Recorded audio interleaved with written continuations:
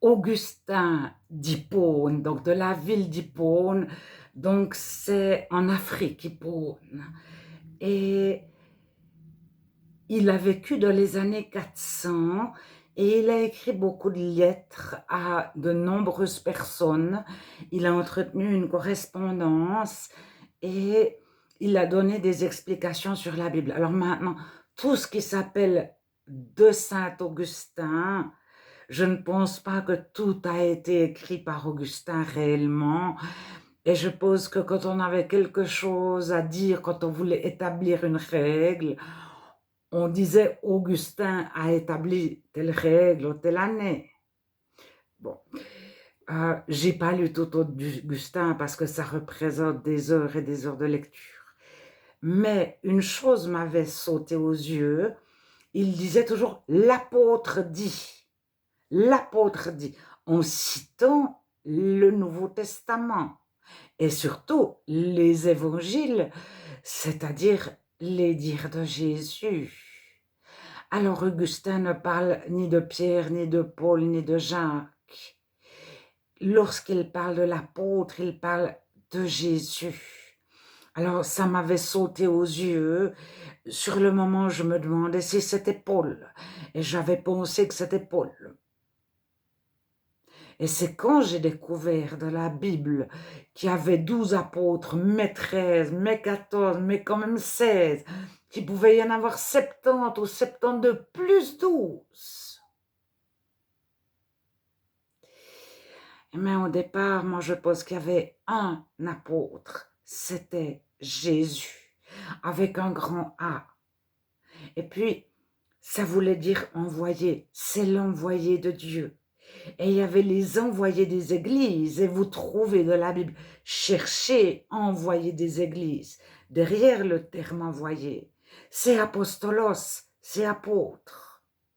Ça veut dire qu'il y en avait de nombreux. Et si vous lisez les premières lettres écrites par les pères, c'est-à-dire les chrétiens de toute une ville écrivaient aux chrétiens de toute une autre ville. Recherchez les titres qu'ils se donnaient les uns aux autres. Et recherchez, mais moi je pense à la lettre qui s'appelle de Clément de Rome. Nous tous chrétiens de Rome, et en particulier l'évêque qui garde les chrétiens, et surtout qui est gardé par Dieu. Et il plaisante avec son titre d'évêque en disant que l'évêque c'est Dieu lui-même. Je vous invite à parcourir les lettres des pères. Alors, est-ce que les lettres des pères aujourd'hui sont les lettres des pères réelles du départ? Alors, moi j'ai lu les lettres des pères quand elles sont arrivées sur Internet, il y a déjà passablement d'années, et je pense qu'elles étaient assez proches de ce qui avait été écrit au départ. Mais j'ai vu certaines évolutions, par exemple la ditachée qui est très petite, c'est pas une lettre des pères, mais c'est la ditachée, c'est quelque chose de particulier. C'est pour ça qu'elle n'est pas dans la Bible, c'est parce qu'elle est trop particulière.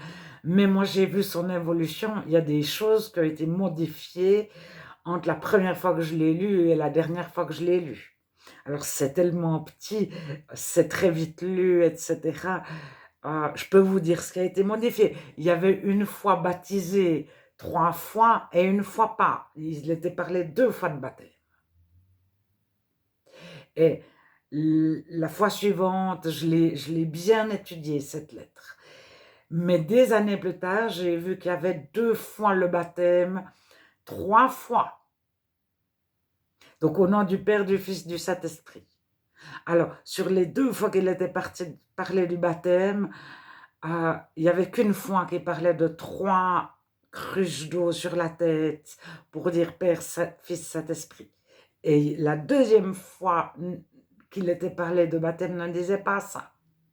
Alors, la didaché a été traduite à partir de plusieurs personnes et plusieurs sites. C'est pas toujours la même traduction. Irénée de Lyon, vous avez en tout cas sur Internet 2 traductions en français différentes.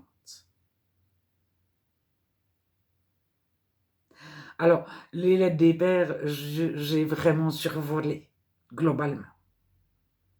Mais il y a des livres entiers que j'ai lus de A à Z, au mot à mot. Mais sinon, j'ai été plutôt en diagonale.